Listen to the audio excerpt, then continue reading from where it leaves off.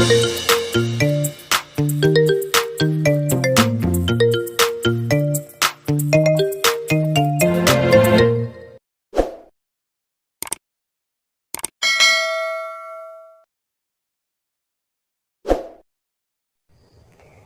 assalamualaikum adik-adik kelas 5. Pada video kali ini kita akan belajar IPAS bab 3 magnet listrik dan teknologi untuk kehidupan. Topik B, bagaimana cara mendapatkan energi listrik, halaman 87. Nah, sebelumnya ada beberapa pertanyaan esensial. 1. Apa itu listrik? 2. Bagaimana listrik membantu kita menjalani aktivitas sehari-hari? 3. Bagaimana cara mendapatkan energi listrik? Energi listrik adalah salah satu bentuk energi yang sering kita gunakan dalam kehidupan sehari-hari. Adanya energi listrik dan teknologi-teknologi tertentu membantu kita menjalani berbagai aktivitas seperti belajar, memasak, membersihkan rumah, berkomunikasi, bepergian, dan sebagainya. Nah, pada umumnya energi listrik bisa kita dapatkan dari sumber listrik arus searah atau DC dan sumber listrik arus dua arah atau AC. Contohnya, baterai sebagai sumber arus listrik searah digunakan untuk memfungsikan ponsel pintar, komputer jinjing, senter, lampu kendaraan, dan sebagainya. Adapun sumber arus listrik dua arah yang kita dapatkan dari pasokan PLN biasanya digunakan untuk memfungsikan peralatan elektronik seperti kulkas, televisi, lampu, pompa air, kompor listrik, penanak nasi, pencampur, dan sebagainya.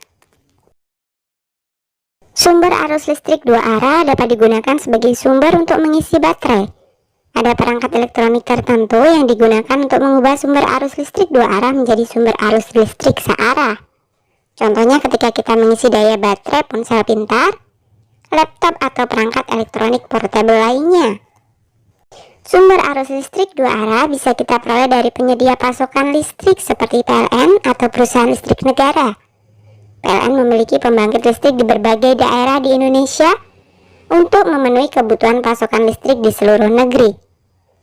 Pembangkit listrik merupakan sebuah pabrik atau tempat yang berfungsi mengubah suatu energi menjadi energi listrik. Jenis pembangkit listrik pun beragam, bergantung proses konversi energi listrik yang terjadi. Di dalam sebuah rangkaian listrik pasti memiliki tegangan listrik. Tegangan listrik merupakan perbedaan potensial listrik antara dua titik dalam sebuah rangkaian listrik. Jadi, kalian harus lebih berhati-hati ketika menggunakan listrik bertegangan tinggi. Misalnya ketika menggunakan listrik di rumah, ketika menggunakan aki bertegangan tinggi, atau automobil, dan sebagainya. Nah, itu tadi sekedar informasi tambahan ya. Lampu, televisi, ponsel pintar, kulkas, pencampur, dan pendingin ruangan merupakan contoh peralatan yang menggunakan listrik sehingga dapat berfungsi. Apa itu listrik? Bagaimana listrik membantu kita menjalani aktivitas sehari-hari? Di kota-kota besar, listrik sudah menjadi bagian dari kehidupan kita sehari-hari. Listrik merupakan suatu bentuk energi yang bisa dimanfaatkan untuk membuat beberapa peralatan sehingga dapat berfungsi dengan baik. Tanpa listrik, banyak aktivitas yang sulit dilakukan. Peralatan lain apa saja yang membutuhkan energi listrik sehingga dapat berfungsi? Yuk kita pelajari bersama. Nah, sekarang mari mencoba. Dari mana energi listrik didapatkan? 1. Coba cari peralatan di sekitar rumah atau sekolah yang menurut kalian membutuhkan energi listrik. 2. Coba fungsikan setiap alat tersebut dengan cara menekan atau menggeser tombol tertentu. 3. Cari tahu dari mana alat tersebut mendapatkan energi listrik. 4. Diskusikan bersama teman atau guru kalian mengenai kegunaan alat tersebut dalam memanfaatkan listrik. 5. Catat hasil pengamatan kalian pada lembar kerja yang diberikan oleh guru. 6. Selanjutnya diskusikan pertanyaan-pertanyaan berikut ini bersama teman kalian. Nah, mari kita coba jawab bersama-sama ya. A. Apa yang terjadi jika sumber energi listrik pada alat itu dicabut?